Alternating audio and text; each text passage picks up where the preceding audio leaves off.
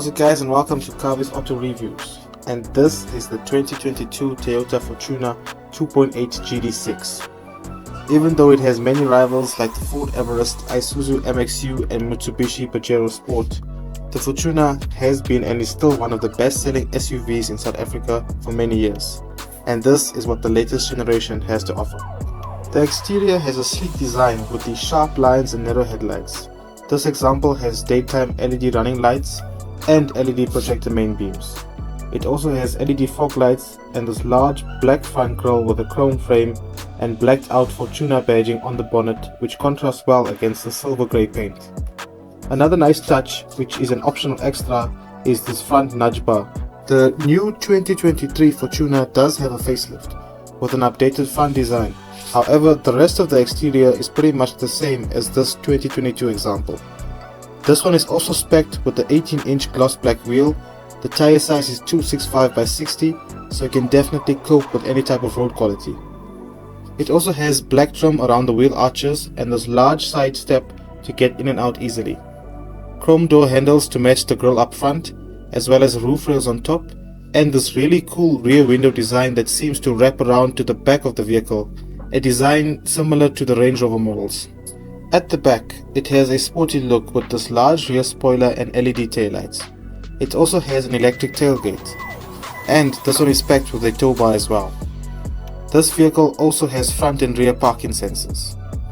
The first generation AN50/AN60 had a more rugged look, which I've heard some people prefer. The second generation is more on the prettier side. So let me know in the comments which generation you think looks better and more appealing. I personally like this new one more. As we head to the inside, it is worth noting that these cars have keyless entry. However, something annoying about Toyota's keyless entry is that it only opens the driver's door. The interior is spacious and the seats are very comfortable. The 2022 model has full black interior, whereas the pre-facelift model has chocolate brown interior and the new facelift model has black and red interior. The floor does feel quite raised in the front, which takes some getting used to, and the dashboard seems a bit too high. Besides this, the visibility in the cabin is pretty good. The build quality is strong and solid, and it has a premium feel with soft touch materials in most places of contact. It has a lot of creature comforts like electrically adjustable front seats, leather wrapped multifunction steering wheel, auto dimming mirrors, dual zone climate control, 8-inch infotainment screen with wired Android Auto and Apple CarPlay, and a rear view camera. A USB input and a 12-volt charging point, 2 copy storage areas, one of them being air conditioned, as well as areas for storage in the door cards and in the center console. It also has cup holders in the door cards, on the dashboard and in the center console. That's a total of 6 just in the front of the vehicle. This example is the 7-seater, so there are 2 rows of rear seating. The first row is quite spacious and comfortable, having good legroom and headroom. However, the floor also feels quite raised like the front. In the back, there is a 12-volt charging point as well as a 220-volt 2-pin plug charging point. The door cards have storage space and cup holders, and there's another 2 cup holders in the center armrest that falls down from the seat, as well as storage pockets behind the front seat and hooks that can hold up to 4 kilograms, as well as ISOFIX points to install a child seat. The second row of back seats is not as spacious, with less legroom, especially for taller passengers. The headroom is okay since it does have these indentations in the roof lining to provide more space, which also has air vents. The nice thing about the last row is that the floor is lower compared to the other rows, and you also have storage and bottle holders on the sides. When all seats are in use, it has a boot capacity of only 200 liters. With the last row of seats folded, it grows to 716 liters. With both rows folded up, you have a capacity of 1080 liters to play with.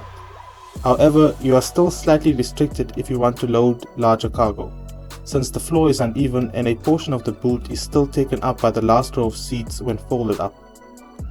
The boot also has a 12-volt charging point and these handy hooks for hanging grocery packets or handbags. In terms of performance, it comes with 2 engine options, the 2.4 turbo diesel and thus the 2.8 liter inline 4 turbo diesel that can also be found in the latest Toyota Hilux.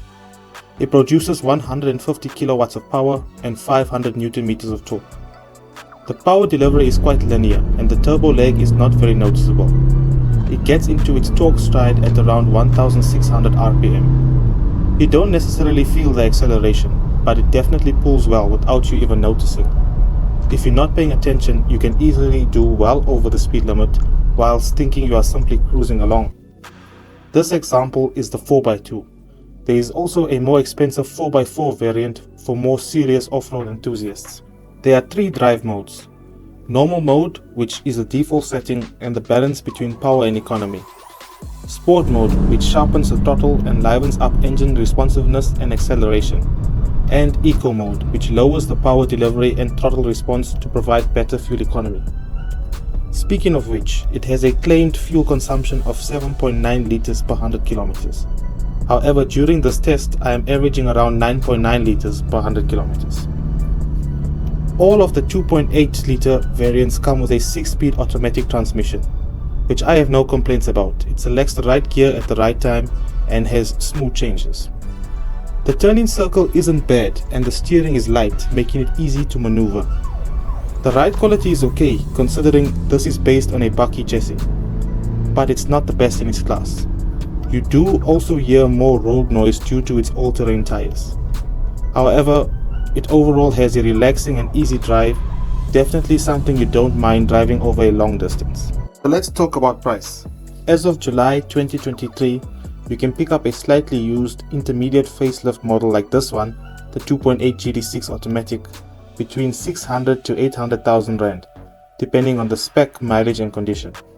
The starting price of the new Fortuner is just over 650,000 Rand for the 2.4 GD6 manual, which is the lower spec.